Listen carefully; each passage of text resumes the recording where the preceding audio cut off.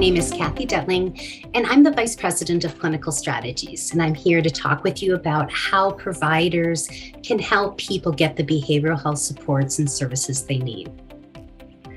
According to the National Institute of Mental Health, most people in the United States who may have a need for behavioral supports and services are not receiving the care that could significantly improve their lives.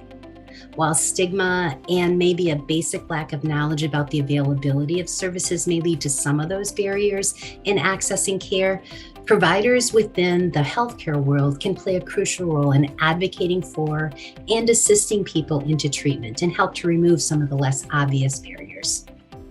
The first barrier is really recognizing that we need to meet people where they're at. And I'm not really talking about this metaphorically, but rather talking about it in terms of location.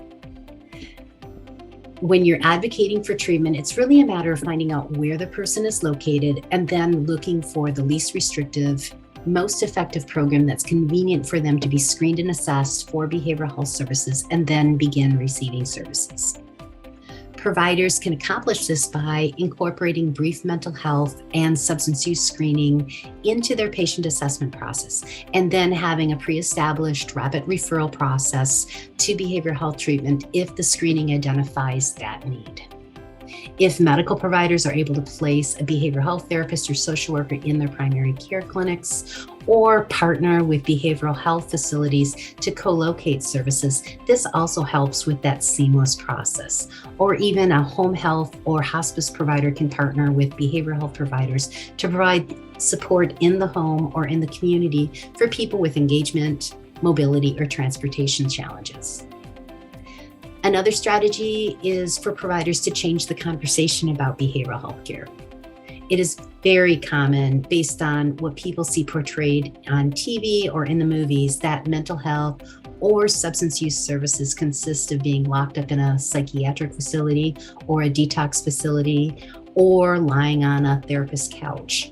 And so when a provider starts a conversation about mental health and these images start to come by, that individual who may be unlikely to consent to treatment or follow through with any recommendations or referrals, no matter how convenient it is to access care. For example, a patient may balk when they're asked if they would be willing to be assessed by a mental health professional.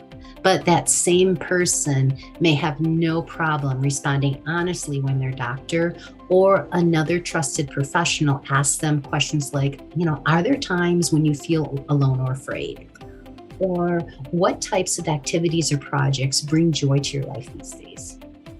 When an individual answers these types of questions, they're really talking about their mental health. However, instead of feeling like they're being evaluated, they are simply having a conversation with someone who has their best interests in mind. Having these conversations that can screen for behavioral health needs without judgment or using words that have stigma attached can really help remove barriers to engagement in behavioral health care. If you're interested in learning more about how providers can address behavioral health needs of people through a review of your intake, screening, or assessment processes or utilization efforts, SimiTree can ensure that your internal processes aren't placing another obstacle between your patients and the care that they're seeking. Contact us today to speak with a subject matter expert. Thank you.